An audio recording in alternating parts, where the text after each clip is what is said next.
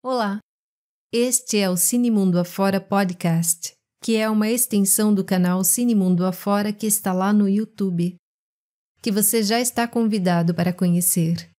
Se você está nos ouvindo é porque também é interessado por cinema, ou especificamente pelo filme título deste episódio.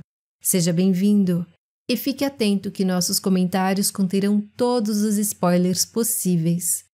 Porque trata-se de uma discussão entre amigos, uma troca de pontos de vista. Não é crítica cinematográfica e nem somos adeptos dos famigerados finais explicados. O filme escolhido hoje é o RMN, uma obra romena de 2022, escrita e dirigida por Cristian Mungiu. Bucharest? Bucharest? No. Bucharest is over there. Ah, west. Yes. No. West is that way. Is Budapest far from here? It depends. I'm Rao.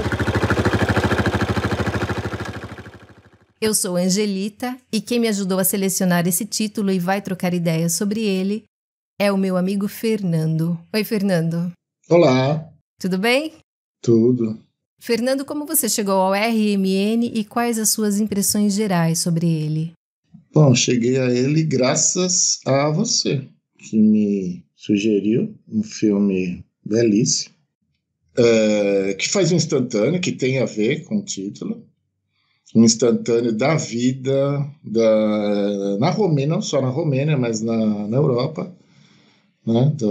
Fala das migrações, globalização, os perigos ecológicos, xenofobia, preconceitos, tensões étnicas, religiosas. É um filme muito atual.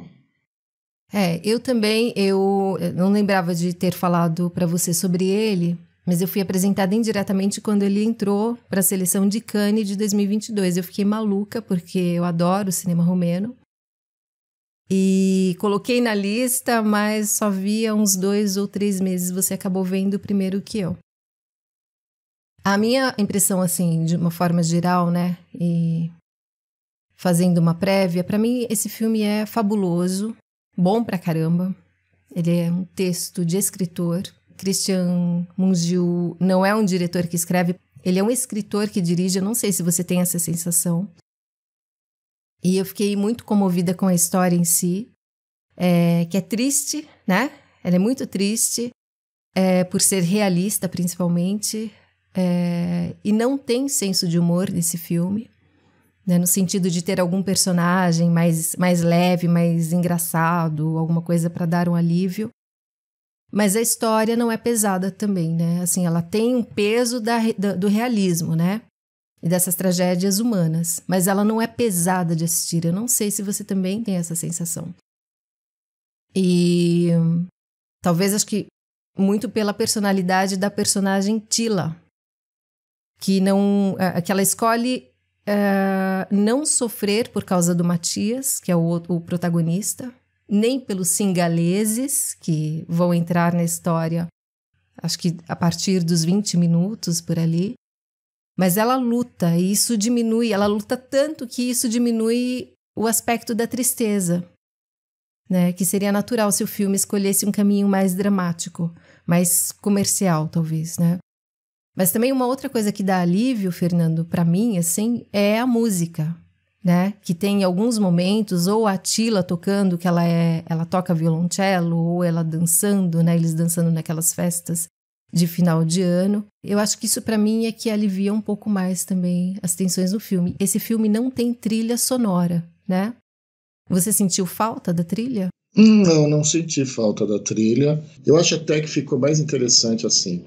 Ficou mais duro, mas também ficou mais preciso. Ele fala muito nisso, né? Uhum. Porque ele procura fazer com que os filmes dele sejam o mais precisos possível. E consegue, né?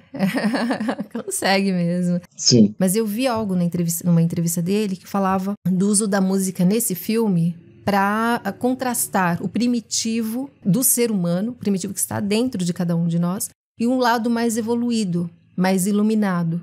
E a gente vê o homem primitivo, que é o Matias, né? Em contraste com a Attila, que tem essa coisa de música dentro dela. Ela quer levar as pessoas para tocar com ela. E eu acho que isso realmente é um lado mais iluminado do filme, né? E desses dois personagens que são tão opostos, né, Fernando? Eu acho que a música ela tem muito essa função também dentro do filme. Ela tá sempre alegre, né? Ela carrega umas cargas pesadíssimas. Mas aquela festa lá de Natal, eu acho que ela tá dançando, né? Ela tá tão pra cima, né? É bem pontuada a presença da música, bem importante, né? Sim, você falou dos dois personagens principais, né? E realmente, algo que é muito recorrente nesse filme é esse embate, esse conflito entre o que há de mais humano, mais racional, e o que há de instintivo, de selvagem. Me parece... acompanha todo o filme, acredito, esse embate, sabe? Esse conflito. Sim. Como a gente falou, né? Um perfil arquetípico, né? O Matias, que é esse personagem principal, ele carrega ele é o primitivo mesmo daquela população. O primitivo, soturno, né, de poucas palavras, de não compreender direito. Quando ele repete as coisas que a Attila fala, para mim ele tá dizendo, não tô compreendendo o que tá acontecendo no mundo. O mundo tá mudando, eu não tô entendendo o que tá acontecendo aí, gente. Ele sempre repete, né? Tem umas coisas que ela fala para ele, ele repete a mesma palavra, né? Uhum. E para mim ele é essa coisa que quer ficar para trás, né? Quer estar ligado às tradições, não quer aceitar o novo. E a Attila é totalmente o oposto, né? Ela não é uma pessoa ultramoderna, ela está vivendo os dias atuais, ela está entendendo o mundo, né? E ela não quer ficar para trás. Sim, essa é outra dualidade, né? Você falou da tradição, existe a dualidade em tradição, modernismo, modernização, globalização. Bom, voltando à música, eu acabo conhecendo muita coisa através dos filmes que eu vejo, né? E a música dos créditos desse filme é maravilhosa, assim, pra mim, pro meu gosto musical. E eu não sei se você prestou atenção, não sei se ela te tocou, assim, mas é uma música que é uma mistura do Subcarpati, que é uma banda muito famosa, romena. Eu já tinha ouvido algumas coisas deles, que eu gosto de umas coisas meio daqueles lados de lá, né? E eles misturando... Eles fizeram um mix com um grupo, acho que são 4 mulheres, que se chama Surorili Ozoianu, ou Irmãs Ozoianu. E você tá lembrado daquelas vozes búlgaras que vieram para o Brasil uma época, que fizeram muito sucesso aqui no Brasil? Lembro sim. Então, eu acho aquilo muito lindo, né? Um canto muito tradicional. Embora a Bulgária, a língua seja eslava, e a gente está falando aqui da Romênia, uma língua latina, né? Mas elas são muito similares. E aquela música do final é uma mistura. É o Subcarpati cantando com essas irmãs Ozoianu. Uma música chamada Kolindi. É uma música que mistura justamente os dois mundos. Eu achei muito bom esse fechamento. Ela mistura o tradicionalíssimo com o moderno, o de agora. Muito bacana ele fechar dessa forma com aquela música. Eu recomendo muito, eu vou deixar 2 músicas da trilha não que não tem trilha, mas que tocam no filme, né? Essa dos créditos só toca mesmo quando sobem os créditos, mas eu vou deixar para as pessoas que quiserem um pouquinho da atmosfera do filme poderem ouvir no Spotify. Vou deixar o link na descrição do vídeo. E a outra música é a Bella Ciao, que todo mundo conhece. Mas também ele dá um pouco essa iluminação da Attila. E ela dança isso de uma forma muito bacana numa festa de Natal. Ô Fernando, eu não sei se você gosta tanto de cinema romeno quanto eu. Provavelmente não. É simplesmente porque eu não conheço tanto quanto você. Mas tenho certeza que gostaria. Eu não sei se eu conheço tanto, mas assim, eu me interesso muito pela cultura romena. E li alguns livros de um escritor romeno, não que isso me qualifique, né, como uma entendedora de literatura, mas ele descreve alguns períodos diferentes da Romênia, né? E eu sou apaixonada, assim, de alguma forma aquilo me pegou de um jeito muito forte. E o cinema para mim é a mesma coisa, né? É como eu vejo o mundo, eu acabo vendo o mundo através do cinema, né?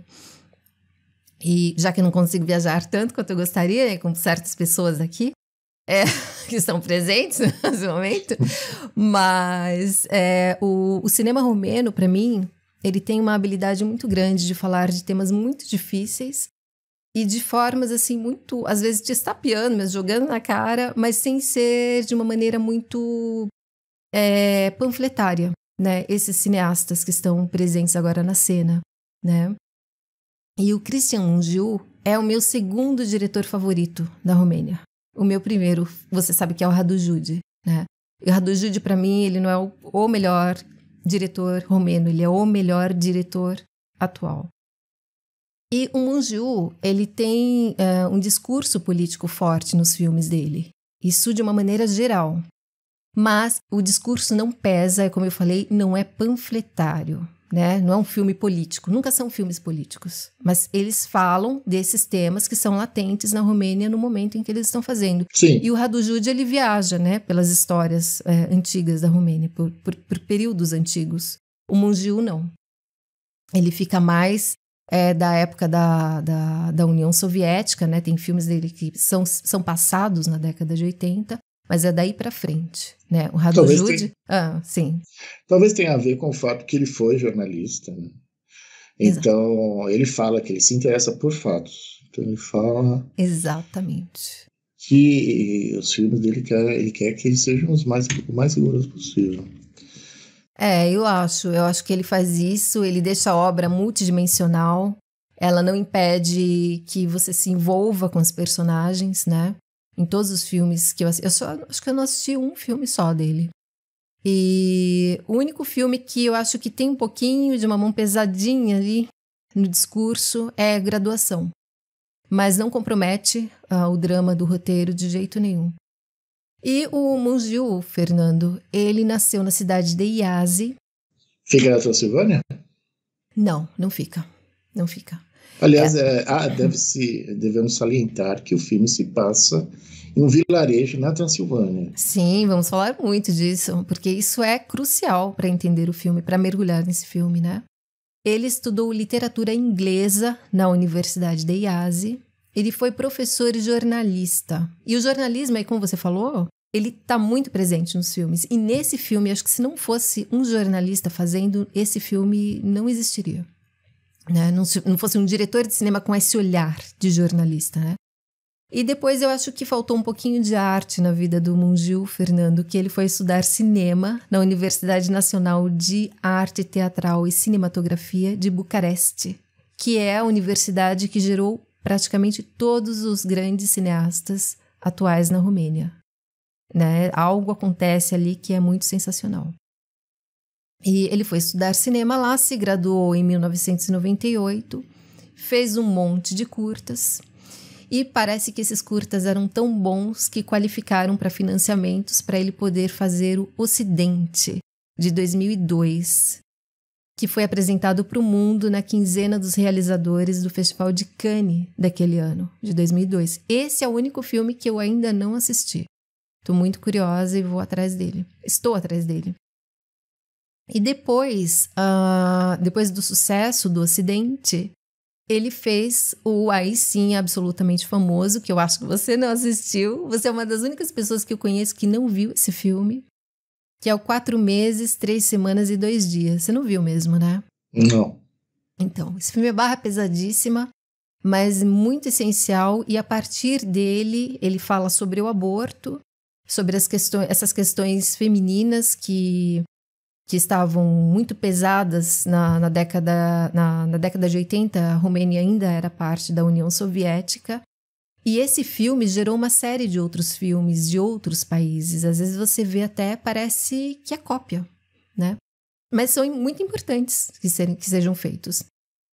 E 4 meses, 3 semanas e 2 dias recebeu a Palma de Ouro de Cannes em 2007. E foi a primeira Palma de Ouro da Romênia na história. Ou seja, Mungiu tá, né? O nome dele está no topo do mundo do cinema romeno, né? Para o resto da história, né?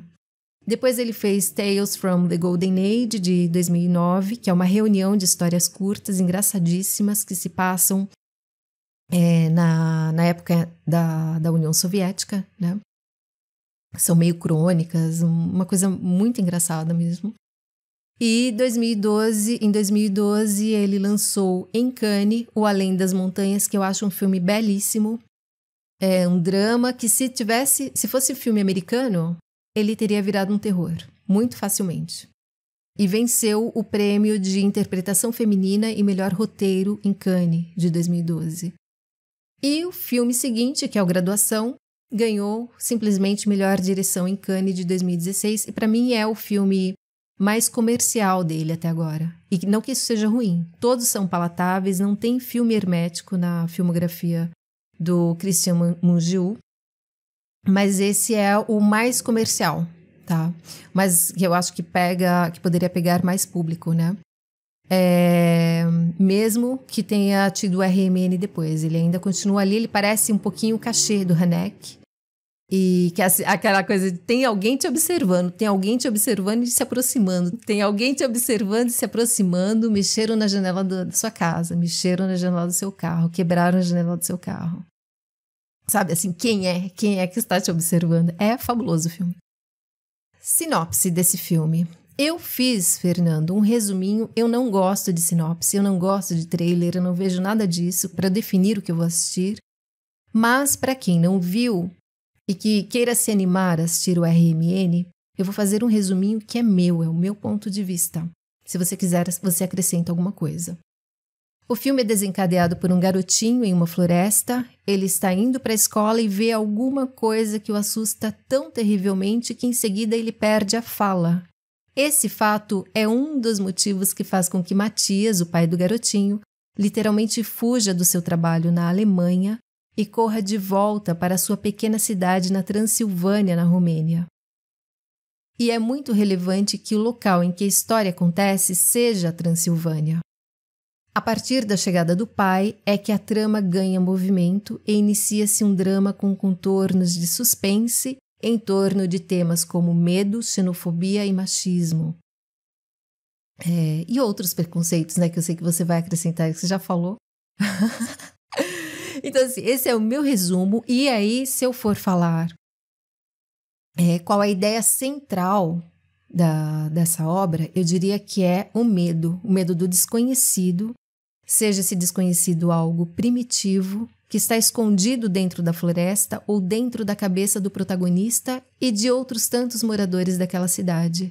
Mas também pode ser o medo do desconhecido representado pelo estrangeiro, o homem estrangeiro. Essa obra aborda medo corrente, do roubo de oportunidades de trabalho e de cultura, do roubo do poder, sobretudo do poder religioso, por imigrantes estrangeiros. Você concorda com essa definição? Você já deu ali uma prévia? Sim, eu acho que você falou tudo, é isso mesmo, né? As tensões étnicas, tensões religiosas, né? O conflito entre tradição e modernismo. É muito importante, né, Fernando, que o core da história é real.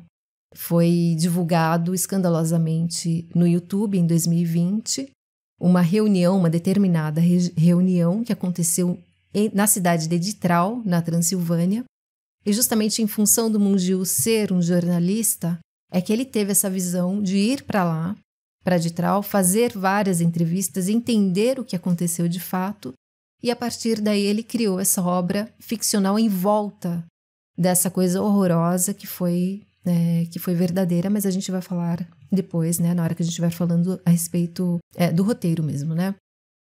Bom, o título do filme, RMN, significa o que, Fernando? Significa ressonância magnética nuclear. Eu fiquei um pouco assustada, porque para mim era o RMN para lá, RMN para cá, RMN para lá. Eu falei, uma sigla de alguma coisa, eu vou saber quando eu for assistir o filme. Eu não gosto de ler, né, sobre. Eu fiquei um pouco assustada. Eu falei, nossa, mas que coisa, né? Coisa mais estranha. Mas aí, assim, para grande parte de nós, né, é uma coisa familiar, né? A ressonância magnética. Ou a gente já fez, ou vai fazer, ou conhece alguém que fez, né? Como a nossa medicina é baseada em imagens, se você, Fernando, hoje tiver uma dor no seu dedo, fizer um raio-x, não der nada, vão mandar você fazer uma ressonância magnética. Foi o que aconteceu comigo. Bom, a ressonância, para quem já viu a imagem, é uma imagem muito abstrata, né? Ela caracteriza a anatomia, mostra a funcionalidade dos tecidos e órgãos, mas se você só vai ver isso se você for um profissional competente para isso. Se você não é, você acha que pode aumentar os seus medos, Fernando? Olhando aquilo, você fica encarando os seus exames de imagem e tentando entender o que está se passando ali sem ler o laudo, só olhando a imagem? Você já fez isso? Não, acredito que eu tenha... Não, acho que sim, né? A gente fica olhando para aquilo lá. Mas... Quer ver se salta aos olhos alguma resposta, né?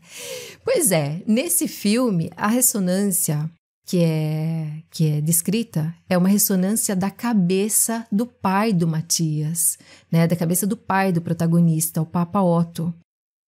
Então, é compreensível que o Matias, acima de tudo, tenha uma curiosidade e um medo, né?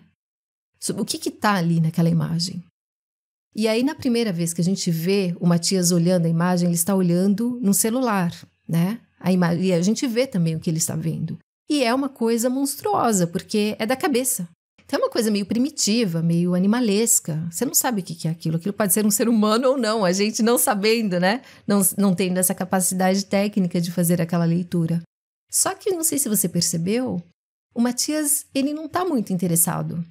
Pela imagem que eu vi, a forma como eu interpreto, ele está olhando aquilo aí com uma curiosidade, mas ele não tem um interesse profundo em saber, meu Deus, o que está vendo aqui? Meu pai vai morrer, meu pai está bem, não sei o quê.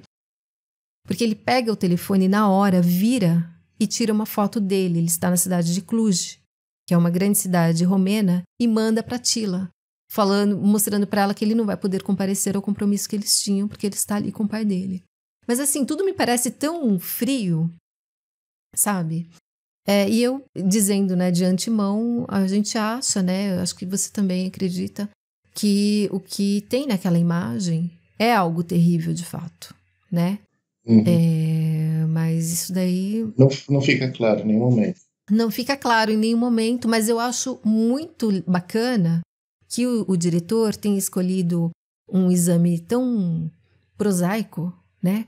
Que uma imagem, uma coisa, para dar título para esse filme, porque expressar com a ideia da ressonância magnética uma coisa que também é abstrata, que é o medo. Então, o medo sempre está presente, o medo do que é primitivo, do que está escondido, do animalesco. E ele tem medo daquela ressonância também. E como você falou uma coisa que eu achei muito interessante no começo, que é como se fosse... Como é que você falou a definição? Por que você falou que é interessante usar a ressonância? Não, porque ele comentou numa das entrevistas que ele procura sempre encontrar uma imagem que seja rigorosa, precisa, que corresponda a algo abstrato. Como ansiedade, como medo em relação ao futuro, ao outro, que é um ser diferente. Eu acho muito refinado o que ele fez, sabe? Eu acho mesmo. Quando o Matias pega aquela imagem, ele faz isso 2 vezes. E olha aquilo, cara, aí ficou... O que ele tá vendo aí? Ele tá se vendo ali, ele tá vendo que as pessoas estão ao redor, ele tá vendo singaleses ali, o que ele tá vendo ali? Né? Eu acho muito, muito bonito mesmo essa demonstração, né? E uma coisa que eu tenho a dizer assim, a quem for assistir, que assista numa televisão de preferência, ou se vai assistir no computador, que assista com a maior iluminação e a melhor definição possível. Esse filme não vai funcionar no celular, certo, Fernando? Você concorda comigo? Acho que a gente deve ressaltar também a fotografia, que é belíssima. Uhum. Ela é toda em tons de azul. Ela acentua o frio, é neve o tempo todo. Sim, Mas é belíssima, assim como as paisagens são belíssimas. Isso. E tem uns detalhezinhos, né, em determinados momentos, que se você estiver assistindo numa tela menor ou mais escura, você não vai notar e aí não vai assimilar a intenção do filme. Então, o filme começa com um garoto pequenininho, não sei quantos anos ele tem, uns 6, 7 anos, indo para a escola. Ele está atravessando, ele sai da casa dele, que é próxima à floresta, ele está atravessando essa floresta e vê alguma coisa que o assusta muito profundamente. e retorna para o caminho de onde ele veio. Eu acho que essa cena, ela poderia ser melhor se o garoto fosse um ator. Porque ele não passa medo. Ele só olha assim, pá, e vira, vai embora. E depois a gente vê que foi algo absolutamente apavorante, né? Se fosse um ator melhor preparado, eu acho que teria ganhado mais força esse começo, porque é a primeira cena. Mas tudo bem, a gente dá um desconto. Ele trabalhou com alguns não atores. O garoto era da cidade, né? Da região ali onde eles filmaram. E dá um desconto, é uma criança, não tem que cobrar isso dele, não. Mas é só uma observação minha mesmo, né? Quando corta para a próxima cena, Fernando, já está na Alemanha, a gente já está na Alemanha, onde o protagonista, que é o Matias, que é interpretado por Marin Grigori, ele é um trabalhador romeno e está ali trabalhando num abatedouro de ovelhas. E desde o começo, quando ele entra em cena, ele já está com o celular, né? Ele está digitando alguma coisa, né? E o telefone toca e ele dá um jeitinho de sair ali da linha de cortes da ovelha, sei lá o que eles estão fazendo com a ovelha, e vai atender esse telefone e chega o chefe dele e manda ele desligar esse telefone. E ele fala que é urgente. E o chefe não tá nem aí e o chama de cigano preguiçoso, Fernando. E aí o Matias não se segura e dá uma cabeçada, agride esse chefe violentamente. E eu tive um probleminha aí. Você, eu sei que não teve, quero ouvir a sua opinião. Eu não entendi se eu tinha que ter empatia ou antipatia pelo personagem, porque eu sou assim, eu me apego ao personagem, mas eu preciso saber por que eu tô me apegando a ele, sabe? Logo de início, quando é o protagonista, principalmente, eu sabia que era o protagonista. Eu não sabia se ele havia agredido o chefe por ter sido chamado de cigano ou cigano preguiçoso. Preguiçoso, né? Porque se ele agrediu o chefe por ser chamado de cigano, eu teria uma profunda antipatia, né? E nós sabemos que aquela região da Europa tem muitos problemas, né, de preconceito contra os grupos ciganos. Na Romênia, isso sempre está presente em literatura, em cinema. Então, eu tive um pouco essa angústia. Por que ele fez isso, né? E você não, né? Eu acredito que foi sim por tê-lo chamado de cigano, porque sim, foi. Porque os ciganos têm esse estigma muito forte em toda a Europa, na verdade, né? E de onde eles mais... Acho que, se eu não me engano, a Romênia é o país que tem mais o contingente de ciganos maior. Então, mas eles são muito estigmatizados, não só em toda a Europa, mas na própria Romênia. Sim. Então, mas você tinha certeza que ele não era cigano? Tinha. É? Quer dizer, não sei por quê. Ele tem aquela cara morena, né? Eu acho que é de propósito que colocaram aquele diálogo e esse ator, né? Porque eu acho que tem que ter um pouco essa suspeição. O que ele é? Por que ele fez isso? Eu acho que é parte da... Mas é engraçado, né? Essa coisa como essa dualidade, ela está presente em todo o filme. Ele é o selvagem, ele é o instintivo, ele reage de forma instintiva. Exato, quem que dá uma cabeçada no outro? Pois aí, no chefe ainda, né? Quer dizer, você tá pedindo demissão, né? Porque ele... E não só isso, né? A profissão dele, ele é um matador de animais, né? Então, é engraçado. E como essa coisa de procurar a imagem que corresponda ao abstrato é muito presente nesse diretor. Nesse filme, pelo menos. Muito, né? Concordo plenamente, nossa. E aí, como ele agride violentamente o chefe, isso vai ter uma repercussão depois, não vai ficar por aí, não é só uma vírgula para ele sair da Alemanha. Mas ele foge, ele vai procurando carona para voltar para casa, ele vai se esquivando da polícia, né, de carros assim que possam significar polícia ou segurança da fábrica, porque soltar, lembra, apitar. Cara, Fernando, guarda essa, hein? Tem um apito no começo. É verdade. Quando o chefe dele agredido tá no chão, Ele tem um apito aqui. É o alarme dele. Você lembra? Sim, ele tá no chão, aí ele começa a apitar. Segura isso daí. E as pessoas vão correndo ao encontro dele. Nossa, agora, ó, lá na frente isso vai voltar, cara. E ele vai pegando carona da Alemanha para a Romênia até que ele chega, a gente não sabe quanto tempo ele demorou para chegar. Ele chega a essa pequeníssima cidade na Transilvânia, né? E como eu falei, é muito importante que seja a Transilvânia, porque a Transilvânia, você me corrija se estiver errada, você tem mais aptidão para falar sobre isso, mas sim. A Transilvânia é um local de disputa ao longo dos tempos, né? E a última disputa, quem venceu no século XX foi a Romênia. Ou seja, se é um lugar que teve disputa ao longo de várias épocas históricas, ela não é uma região que tem só romenos, tem só os nacionais de quem ganhou a disputa. Tem aqueles que ficaram Exato. de disputas anteriores, que são húngaros e alguns alemães, que eu acho que esses alemães, eles são resquício ainda da Segunda Guerra. Porque a Romênia, em um certo momento, ela largou a neutralidade e foi apoiar vergonhosamente o Hitler. E eu acho que esses alemães que vivem ali são dessa época ainda.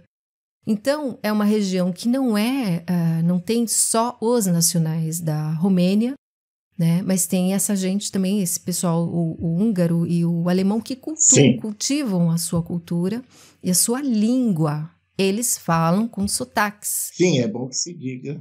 Só que pra gente fica meio estranho, porque a gente não fala nem romeno, a gente mal entende romeno. Embora seja uma língua latina, a gente entende algumas coisas, né, aqui e acolá. Mas é difícil entender os sotaques, saber que tal personagem tem um sotaque. Mas isso seria importante, né, entender, mas não dá. Sim, no filme é falado romeno, húngaro, alemão, francês e inglês. Então, assim, é um caldeirão. E aquela língua lá dos singaleses também. O singalês. Exato, mas isso é importante, né? Porque daí para frente vai acontecer uma série de conflitos contra estrangeiros, mas são estrangeiros específicos. Em um país, né? Em uma parte de um país que contém estrangeiros, muitos estrangeiros vivendo lá, né? Convivendo, né? E esses estrangeiros não querem que outros venham para o país deles. Só que não é o país deles? É o país deles ou não é o país deles? Tem dono? O país tem dono ou não tem dono? Sim, Eu sou aquela adepta do sem fronteiras, né? Mas então, isso tem que estar muito claro na cabeça, porque senão a gente perde um pouco a compreensão. Embora quem não queira entrar, né, em todas essas divagações, não são divagações, né? São informações bem objetivas, também dá para aproveitar o filme assim, tranquilamente, né? Exato. E uma outra coisa que eu acho que tem que ser uma vírgula aí, com base na realidade, a Europa, aquela parte da Europa que entrou para a União Europeia, porém não tem uma economia tão bem consolidada como França, né? A Holanda, a Alemanha, a Itália, eles têm esse trânsito constante, né? Para outros países em busca de trabalho. Então eles se candidatam, o romeno se candidata a trabalho na Hungria, na França, na Itália, na Alemanha, né? Direto. E às vezes são contratos curtos, sazonais, ou às vezes são longos. O Matias é esse romeno que foi trabalhar por 2 anos na Alemanha. Ele estava 2 anos fora. Não sei se ele está exatamente há 2 anos fora, mas era de 2 anos. Isso é muito importante, ou seja, você já tem ali um perfil de um país que não tem em seu solo só os nacionais, não tem só romenos, né? Essa região da Transilvânia não tem só romenos vivendo e fazendo a política, né? Fazendo o comércio, fazendo a estrutura econômica daquela região, não tem só romenos ali. E também os próprios romenos não conseguem se fixar totalmente na Romênia porque não tem trabalho para todo mundo. Então, é falado, né, nesse filme, que são famílias que não vivem, a família não está ali, tá o filho, mas o pai está na Itália, a mãe está na Alemanha, volta quando dá, o filho vive com a avó, então as famílias não estão muito inteiras ali. Dá para ter preconceito contra um trabalhor estrangeiro, sendo que você não tem trabalho no seu país, a sua família está fora também? Uma ironia, né? E esse é o perfil dessa população, nesse clima aí que vai beirar o terror, né? Então, dito isso, o Matias chegou à sua cidade, que não é dita se é Ditral. Tudo aconteceu na cidade de Ditral mesmo, na realidade. Mas aqui, em algum momento, eles falam em Ditral, mas não falam que é Ditral, tá? Eles não falam o nome da cidade. O filme foi gravado na comuna de Jucu, que fica umas 2 horas de Ditral. Isso não sei se é importante, mas para quem gosta de geografia no cinema, eu gosto de geografia no cinema, já que a gente não consegue viajar tanto, é bom saber onde que foram filmadas as características, né? E que não tem nada cênico ali, tá? É tudo real. Até a padaria que aparece, a fábrica de pães, ela existe de verdade. Mas não é a fábrica de pães onde aconteceu a treta. O Fernando, o que você achou daquela relação da família do Matias quando ele chegou? Não, a ex dele, quer dizer, na verdade a Ana, né, que é a esposa, ainda a esposa, ela não recebe ele nada bem, né? Porque ela sabe que ele tinha um caso e provavelmente ainda tem com a Tila, que é a gerente da fábrica de pão. Então ela o recebe muito mal, ele, por que você não avisou? Você chega assim de repente. O filho era muito jovem, provavelmente era quase um bebê quando ele se foi. Então, para ele é indiferente. Uhum. Né? Mas ela também tem um momento ali que ela fala que ele é uma pessoa agressiva, você nota, né? E ela fica com medo dele encostar a mão nela, ela fala que ele não fará isso de novo. Exato. Então, também teve uma questão de agressão, a gente não sabe exatamente quando que aconteceu o rompimento entre os dois, né? Uhum. Se o fato dele ter o caso com a Tila foi antes ou depois dele ter agredido a Ana, né? A gente não sabe. Mas isso aí não é importante, a gente só sabe que eles dois realmente não se bicam, né? Mas ela cuida muito bem do menino e acolhe também o Matias, né? Ela vai preparar tudo para ele e tal. E ela que provavelmente estava ligando para ele para dizer o que aconteceu com o menino. Sim. E ele tem essa preocupação com o filho, ele quer saber, ele tenta de todas as maneiras saber o que o filho viu, porque tem, né, aquelas tensões, foi um urso, é uma região de muitos ursos. Eles têm que passar pela floresta, todos estão encostados na floresta. Mas também tem uma questão ali que ele fala da possibilidade de ser um cigano. Eles não querem ciganos. E, em alguns diálogos, eles falam que expulsaram o último cigano. E, conforme eu vi nas entrevistas, realmente teve um desastre lá. Eu acho que assassinaram uma pessoa na década de 90, nessa cidade, né? Que era um cigano, foi o último cigano da região. Então, assim, cara, a coisa é muito pesada, né? Mas ele tenta saber de tudo. E ele compara, né? A questão é comparar o urso ao cigano também, né? O urso ao cigano. Mas o menino não fala, não se expressa. E ele acaba reforçando esse lado primitivo dele quando ele repreende a Ana por ela levar o menino para a escola, por ela deixar que o menino durma com ela. Porque ela está acompanhando, o filho dela é uma criança, ele está morrendo de medo. E ele fala, ele nunca vai ser um homem desse jeito, né? Então aí a gente vai vendo esse perfil do Matias, né? Só consolidando cada vez mais profundamente esse lado que a gente não é bacana, né? Esse lado primitivo mesmo, né? Mas, assim, nós não conseguimos conhecê-lo sem conhecer a Tila, que é a gerente da fábrica de pães, como você disse. Então, o filme ele tem esses dois centros dramáticos, assim. Um é o garoto, que é esse suspense, o que o garoto viu na floresta, que é conduzido pelo Matias. E o outro é o drama em torno da contratação de funcionários estrangeiros pela panificadora, que quem conduz é Tila, que é interpretada por Judith State, ou State, eu não sei, ela é húngara, não sei de onde vem esse sobrenome dela. Quando o ambiente da fábrica de pães, né, que é difícil a gente falar, a gente viu legendado, ele fala padaria, né, eu acho. Não é uma padaria, é uma... É uma fábrica, é grande, muitas linhas de produção. Exato, exatamente. Então, quando esse ambiente é apresentado na tela, nós ficamos sabendo que a proprietária está se candidatando a uma espécie de financiamento da União Europeia para ampliar pequenas empresas da região. Só que tem um problema, eles precisam ter 30 funcionários pelo menos. Porque tem vários valores, mas ela precisa daquele valor específico. Parece que ela tem uma dívida, não sei. E eles estão buscando esses funcionários, acho que eles precisam de mais 5 funcionários. Eles estão buscando esses funcionários desde antes do filme começar. E eles não conseguem. Eles colocam, né, anúncio e ninguém aparece. Sim, ninguém aparece. Não tem ninguém ali para romeno ou húngaro ou o que seja. Ninguém. Porque tá todo mundo ou trabalhando fora, ou já tem os seus trabalhos que são melhores do que aquilo que ela oferece, né?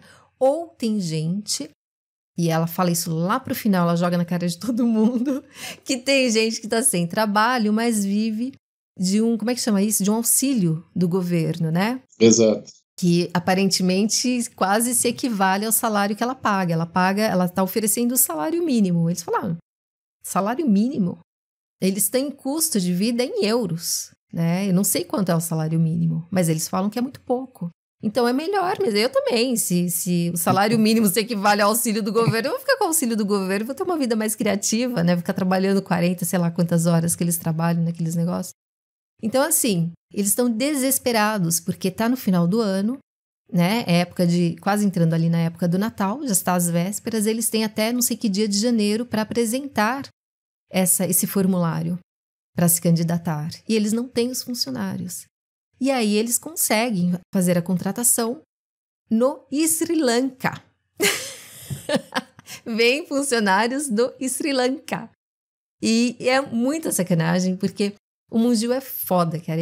Ele coloca um agente lá de uma agência de empregos e fala, não, esses funcionários aqui são ótimos, eles trabalham muito, são muito competentes, muito como é que é? Muito confiáveis.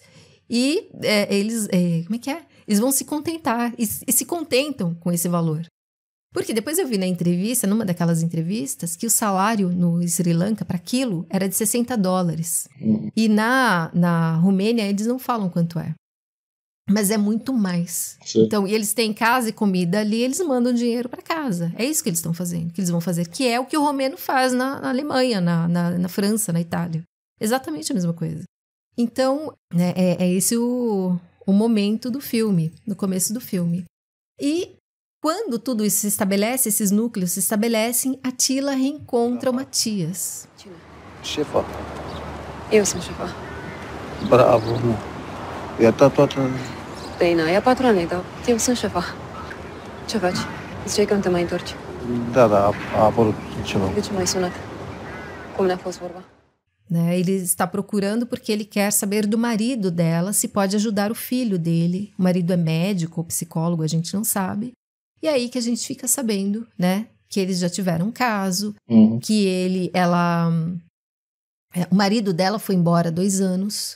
Na mesma época em que o Matias foi embora para a Alemanha, o marido dela foi embora para a Hungria. Ela não tem mais contato com ele.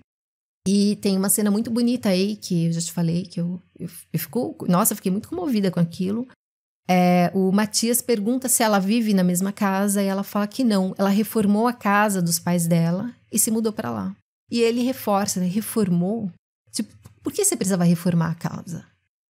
Ela mudou, ela é outra pessoa. Ela não é a mesma pessoa, a gente não sabe. Acho que ela sempre foi uma mulher muito envolvente, muito pra frente, né? Mas ela reformou a casa, foi morar nessa casa sozinha. Ela vai passar o Natal sozinha. Ela é a chefe da fábrica, que ele não se conforma dela ser a chefe. E depois, mais pra frente, ela fala que não come carne. Ele mata um porco lá, que o padre pede pra ele matar um porco. Ele leva o porco pra ela e fala, mas eu não como carne. Não come carne. Tipo assim, e que é essa mulher que eu saí daqui a 2 anos, estou encontrando essa outra pessoa que eu não reconheço ela. Ela andou pra frente. Ela é uma pessoa que está atualizada. Não que isso tudo, o fato de não comer carne seja algo muito mais evoluído, não. É um apontamento para uma mudança dela. Isso é importante para ela, né? E ao mesmo tempo ela ficou ali, porque ela acha importante ficar ali. Ela poderia ter ido embora, como a gente vai ver depois. Eu acho muito contrastantes esses 2 personagens, né? São os personagens principais de fato, e muito contrastantes, muito bacanas mesmo. Você, Fernando, não se conforma com o amor da Tila, né? Você não acredita não, né? Não, é que no primeiro momento, como você mesma disse, eles são muito diferentes, absurdamente. Quer dizer, mas foi mais uma escolha, acho que, do diretor para marcar dramaturgicamente e tal. Ela representa muito mais o movimento, a mudança, o querer mudar, o querer se modernizar, vamos dizer. Enquanto ele é a estagnação, é a tradição, é o primitivo, como a gente já falou. Mas, assim, no primeiro momento, você pode até, como eu fiquei, meio espantado com isso, fiquei meio incrédulo e tal, mas aí você fica pensando assim, mas isso, né? A gente não vive vendo corriqueiramente na vida. Não é um demérito, não, como eu, a princípio pensei. Eu também acho. Acho muito bacana posicionarem os dois dessa forma, os dois personagens. Bom, a história começa um pouco antes do Natal. E como a cidade é muito pequena, os moradores se reúnem para as festas coletivas e tradicionais. E em uma dessas reuniões começa uma conversa sobre os estrangeiros que estão trabalhando na fábrica, Fernando. Já como o início do conflito que virá adiante. E também é nessas festas que há uma celebração de rua, com uma espécie de desfile remontando à época dos dácios e dos valáquios, que são povos ancestrais dos romenos, e também encenando conflitos antigos entre montanheses e camponeses. E entre esses personagens tem alguns homens vestidos de ursos. E Matias explica ao francês que aquilo significava em tempos antigos a fusão entre o homem e o animal. E eu já vi isso em outras histórias antigas, medievais, né? Aquelas guerras horrorosas que as pessoas colocavam mesmo a pele de animal porque acreditavam que aquilo dava um tom a mais de primitividade, de força selvagem para aqueles guerreiros, né? Então os ursos ali, os homens vestidos de urso, representam isso. Isso é importante para o filme. Enfim, a partir daí é muito rápido, né? Como as intrigas contra os singaleses vão crescendo entre os moradores. Existe um grupo no Facebook, esse grupo é real, né? Ele existiu mesmo, em que aquela comunidade ali que só tem eles, né? Só os permitidos no grupo que discutem, então são as maiores barbaridades. E a gente vai vendo, né, que as pessoas da padaria, da fábrica de pães estão acompanhando o grupo e está vendo a coisa ferver, né? Eles não sabem para onde aquilo vai, mas eles estão começando a ficar com medo. E, Fernando, eram 2 singaleses inicialmente que foram morar na casa, né, uma casa que foi cedida para eles, e eis que chega um terceiro, né? Esse terceiro é muito diferente, ele se chama Ralph e ele se apresenta, o Matias que foi buscá-lo na estação, né? Ele se apresenta, ele diz: o meu nome é Ralph, muito prazer, não sei o quê. Eles param num campo lá, ele vai fazer xixi e ele fica olhando tudo, né, ao redor. Ele faz uma visão assim de 360 graus, ele pergunta onde é Bucareste, onde é Budapeste, né? E os outros, você vê que eles mal falam, eles conversam com Attila, porque eles têm essa dificuldade com a língua, só um deles fala inglês. E mesmo assim você percebe, quando chega aquele terceiro, você percebe que tem uma diferença entre eles. Os 2 são aquelas pessoas que aceitam, eles estão ali porque eles precisam estar ali, eles vão aceitar as circunstâncias como elas se colocarem. E o terceiro não, o terceiro já se impõe, ele se apresenta, né? E ele olha, ele quer saber onde é que ele está e onde que são as 2 capitais próximas, né? Que interessam a ele, provavelmente. Ele se chama Ralph, isso é muito importante. Esse cara, eu acho que ele não faz parte da história real. Ele não tinha esse terceiro singalês na vida real, tá? Perfeito, essa leitura que você faz eu acho perfeita. Ele realmente se distingue. A gente percebe que ele não quer ficar ali, ele quer ir mais além. Uhum. É mais independente, talvez mais bem formado, né? E informado, enfim. Todas essas intrigas que foram acontecendo antes, elas culminam numa cena lamentável, né? Que é o ataque à casa onde eles estão vivendo, né? Que é no momento, eu acho que entre o Natal e o Ano Novo, talvez. A Attila está com eles fazendo um jantar. Eles estão confraternizando mesmo, né? Estão entrando em contato com a mulher de um deles e tal. E tá tudo muito bem. A gente descobre que o Ralph é um músico de uma filarmônica. Isso é falado muito rapidamente. E aí o Ralph começa a tocar nas taças e a Tila também, como ela toca violoncelo, ela vai e complementa a música que ele fez. E logo em seguida joga uma bomba de coquetel molotov na cabana, na casa, e dá aquele susto. Eu não sei quanto a você, mas deu um pulo. Sim, é um susto enorme. Nossa, muito. É super bem feita essa cena, é impressionante. Como é que eles, sabendo que ia acontecer isso, eles se mantiveram ali num sangue frio, fazendo tudo ali. Pois é, né? E aqueles caras, eles não são atores. Eles são singaleses que trabalham em coisas... Acho que tem um que trabalha numa coisa tipo McDonald's, não sei o quê. Eles não são atores. Eu acho eles sensacionais. Eles trabalham mesmo na região. Mas eles não têm nada a ver com a história real, não. Mas realmente essa cena é muito impressionante. E após a cena, né, a Tila, que é uma pessoa muito... Nossa, é muito foda aquela mulher. Ela sai correndo. Ela abre a porta e sai correndo para ver quem fez aquilo. E os covardes estão com máscaras. Um deles usa uma máscara de urso, né? Eles estão ainda com as tochas na mão, jogam a tocha nela. E ela reconhece um deles pelo sotaque. E eles ameaçam de toda forma. Só que nisso, quando ela retorna, o Ralph já não está na casa. Ele sumiu, ele desapareceu. O Ralph é aquela pessoa que olhou tudo, né? Queria saber onde era o quê. Essa pessoa desaparece e ela até pergunta, mas ele era padeiro mesmo? Claro que não. O outro falou para ela na casa, ele é músico da filarmônica. Filho de filarmônica. E ele desapareceu.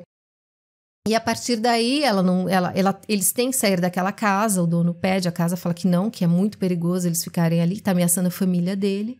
E ela os leva para a casa dela, onde o Matias aparece, maluco de pedra, insinua que a Tila levou os caras ali para transar com eles, porque ele não aceita que ela esteja com eles na casa dela, e ela manda ele embora, né?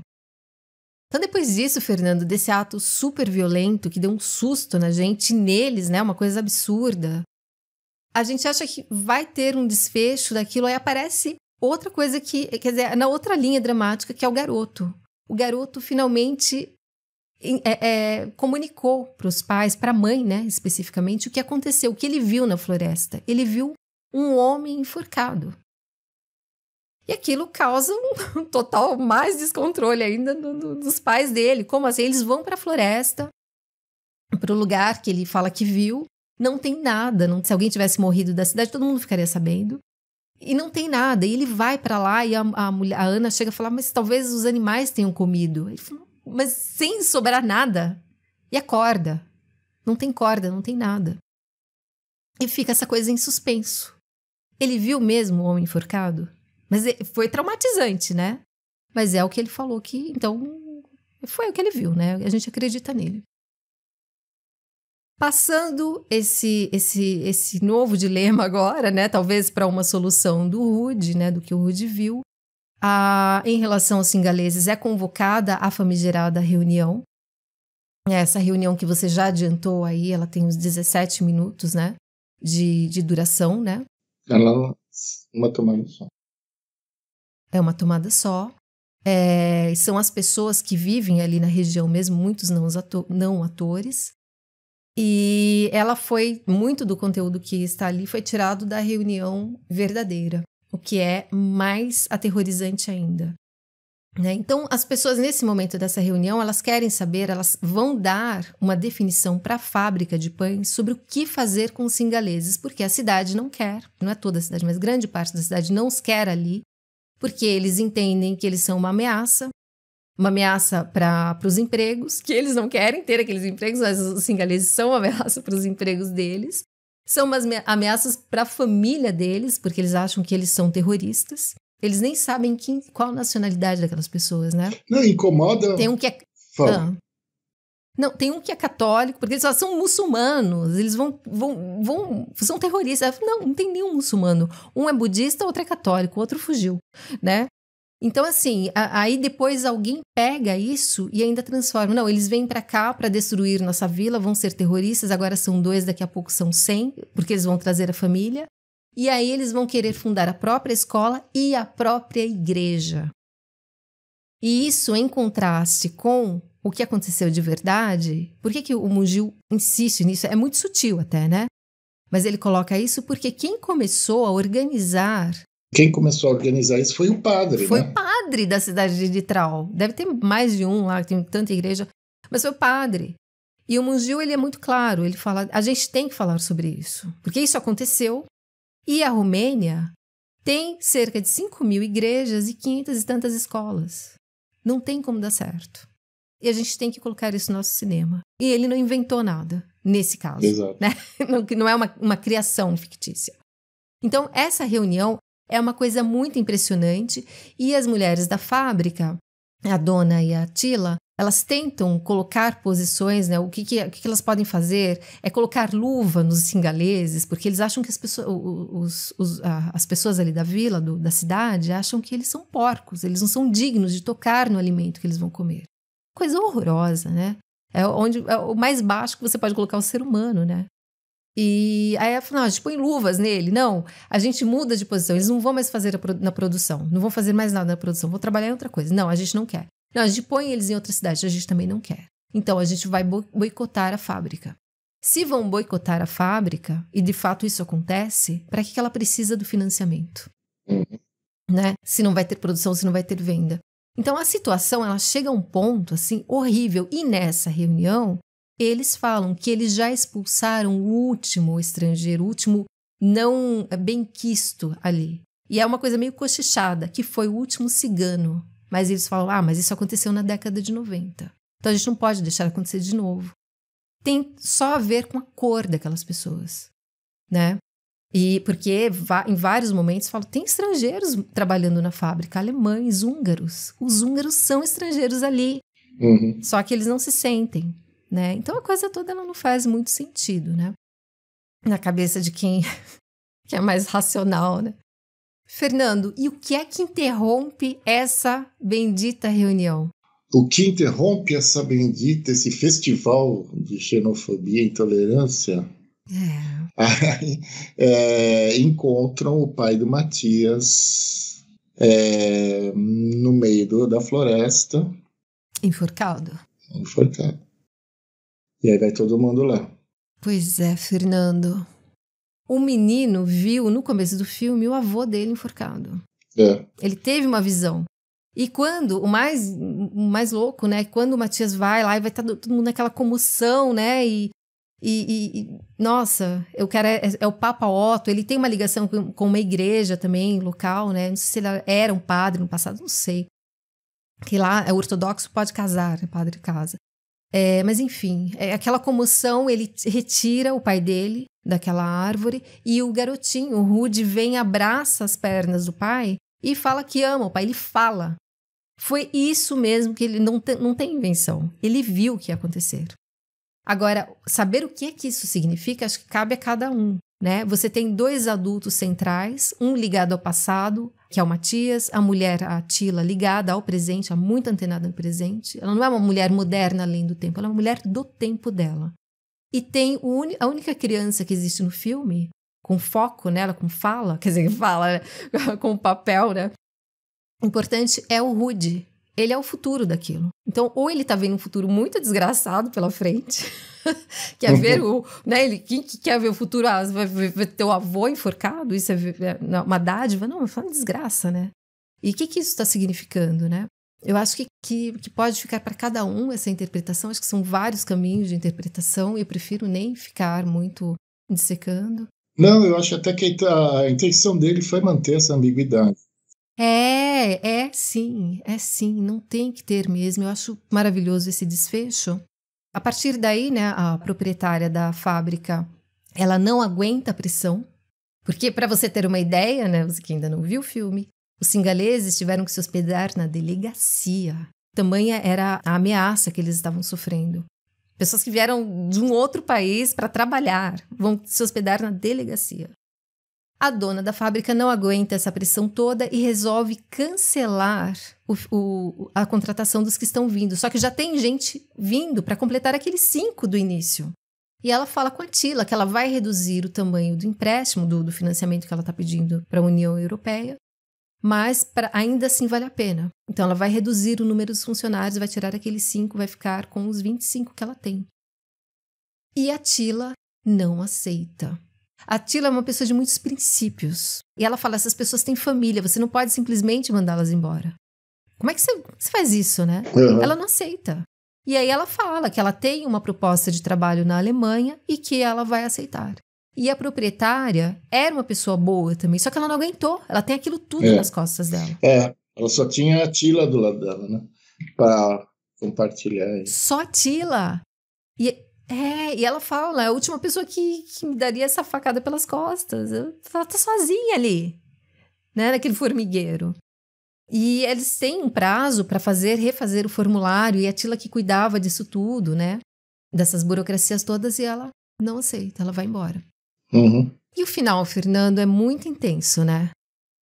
A gente tem aquela cena super solitária, eu não sei se aquilo é cultural. O Matias está fazendo o velório do pai dele, ele está sozinho na casa do pai dele, com o pai dele. Eu fiquei comovida com aquilo.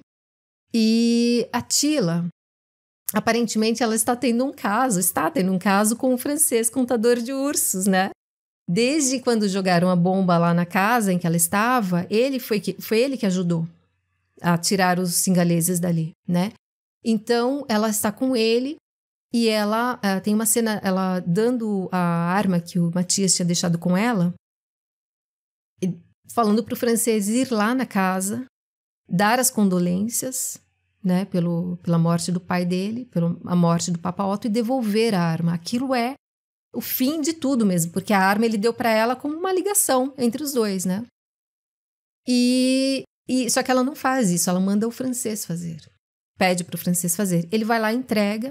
Quando ele sai, entra aquele cachorro do demônio lá latindo pra caramba, né? Como se estivesse anunciando, tá acontecendo alguma coisa, um cachorro mesmo. E o Matias, e aí ele despiroca de vez, né? Ele pega a arma, ele sai, e aí a gente começa a ouvir aqueles barulhos que são muito incômodos, né? Você acha que está acontecendo alguma coisa, talvez seja na cabeça dele. Que ele ouve muitos latidos e apitos, Fernando. Como eu acho que isso é uma ligação lá com o começo.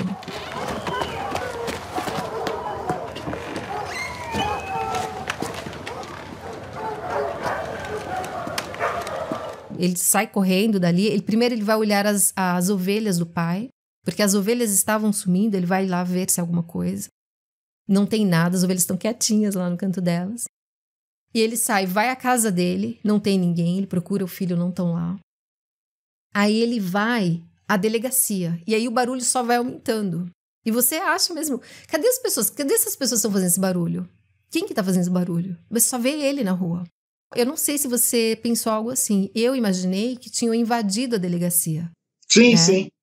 Ou alguma coisa assim. Eu falei, estão assim surgindo contra os singaleses lá na delegacia, né? Sim, exatamente. É isso que você pensa. Não é?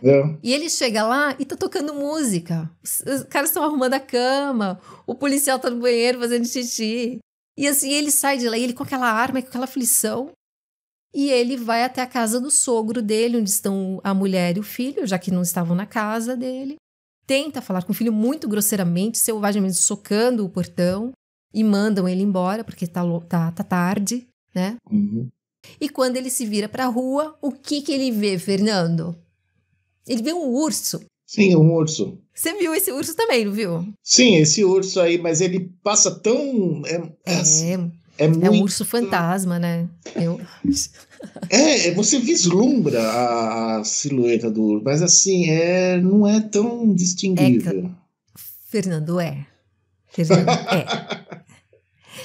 sim, aquilo é um urso e não é um homem vestido de urso, porque os homens vestidos de urso lá daquela cerimônia tinham um pompom vermelho, vários pompons. É um urso, é o que ele vê. É um urso, de fato, a gente não sabe. Mas tudo, aquele barulho também está na cabeça dele. E o que ele fala pro urso, né, em direção ao urso? Ele chama o nome Ralph, que é o terceiro singalês que sumiu. Ele tá de novo comparando, aí acho que vem todos os medos em cima dele. É o cara que tava atrás dele lá na Alemanha, que o policial da cidade falou que a polícia da Alemanha estava atrás dele. É verdade. Tava procurando por ele. A polícia... É verdade, teve isso. A polícia ali da cidade omitiu que ele tinha voltado. Mas ele falou, eles estão te procurando.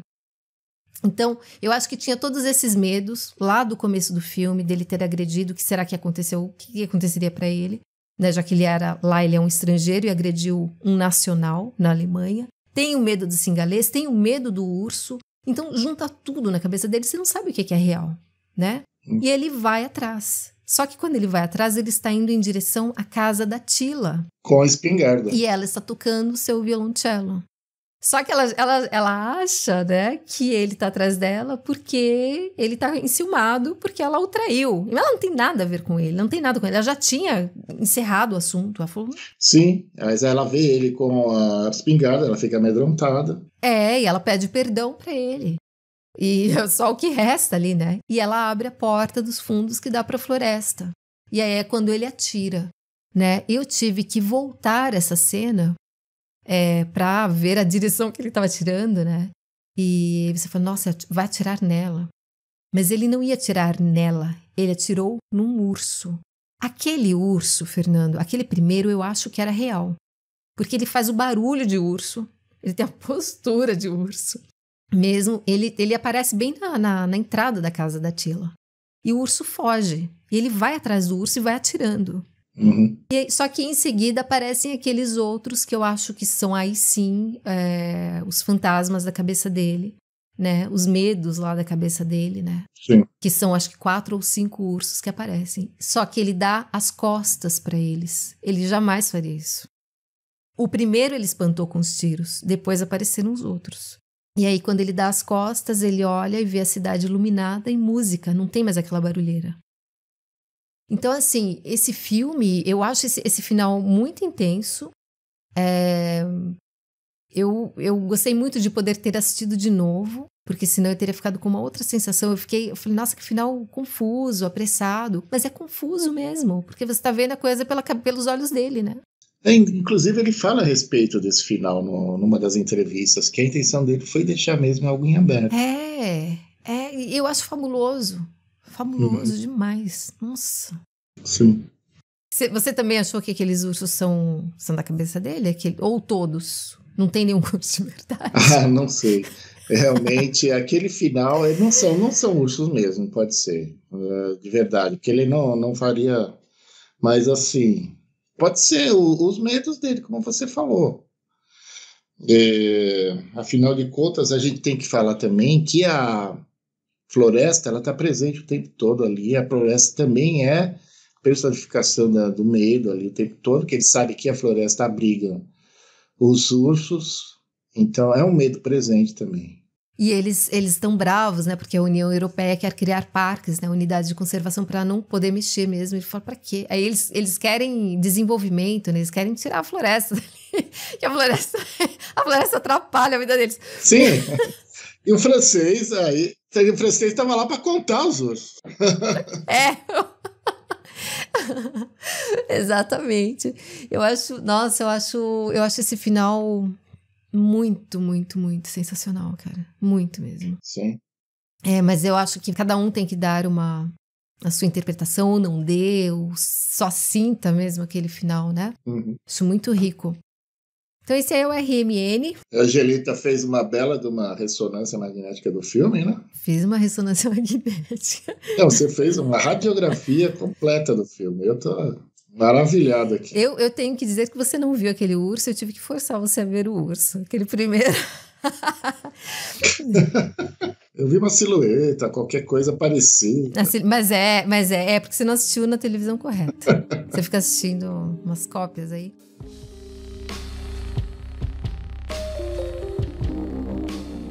Ô, Fernando, para fechar, você indicaria o quê como filme, assim, ou dentro desse circuito europeu, romeno, não sei, ou fora disso? O que você viu que você indicaria? Eu vou indicar um filme que me impactou muito. Eu assisti 2 vezes seguida. Estou pensando em acabar com tudo, do Charlie Kaufman. Achei o filme belíssimo, triste pra caramba. Ele fala da nossa desencanto. Quando você chega a um determinado ponto da vida que você percebe que você não concretizou os seus sonhos. Então, acho fortíssimo o filme, belíssimo, baseado no livro do David Foster Wallace. Ele foi considerado um dos grandes escritores da geração dele, aclamadíssimo. Ele era de uma inteligência assim, fora do comum. Ele escreveu um livro, A Piada Eterna, que tem mais de 1000 páginas. É eterna, né? E ele acabou se matando. Ele era jovem. Tem um filme baseado nele, que conta uma parte da história dele. Mas esse filme em si, assim, eu recomendo muitíssimo. Mas, assim, esteja preparado. Legal. Você assistiu 2 vezes, então. É 2 vezes. É muito né? difícil assistir um filme 2 vezes. E ainda mais 2 vezes seguidas. Eu fiz agora com a RMN. Mas esse foi o último que eu fiz isso. Já faz um tempinho. Ele tava na Netflix. É? Tava, agora não sei se ainda tá. Tá certo. A minha indicação, eu vou permanecer na Romênia e permanecer com Christian Mungiu. Eu gosto muito dele, né? E desses filmes que eu falei lá no comecinho, eu indicaria para quem conseguir achar o The Tales from the Golden Age, de 2009. Esse filme é hilário. Já que o Fernando... A gente nem combinou, né, Fernando? Já que você indicou essa coisa dramática de querer cortar os pulsos, então você assiste esse daí primeiro e depois você assiste o Tales. Isso. Que você também assistiu, né? E é uma coisa... Assisti 2 vezes. 2 vezes também?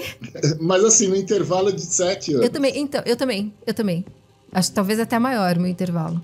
Mas eu acho muito, muito, muito engraçado. São histórias curtas e falam lá do período da União Soviética. Eles estão tirando sarro, estão mostrando como era, mas assim, um senso de humor que você não vai encontrar no Christian Mungiu nos outros filmes. Quem tem esse senso de humor é o Radu Jude. Não é o Christian Mungiu. Eu acho maravilhoso que ele tenha feito isso. Como esse cara é sensacional, sabe? Ele sabe ser dramático.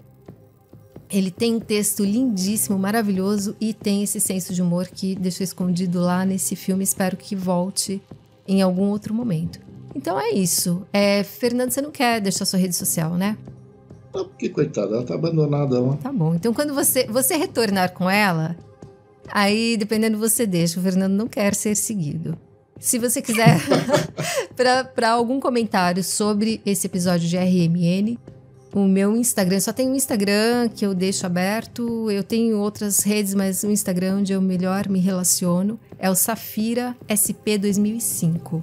Lá eu falo de coisas da vida e comento as coisas que eu publico no canal Cine Mundo Afora do YouTube. E se você quiser, vai lá e se inscreve também. Então é isso, Fernando, muito obrigada, valeu pelo papo. A gente vai escolher outro filme. Obrigado a você, foi muito legal. Mais curto, provavelmente. Mas eu acho que vale cada segundo que a gente dedicou pro RMN, né? Sem dúvida. E é isso, muito obrigada para quem ouviu e para quem vai ouvir. Tchau!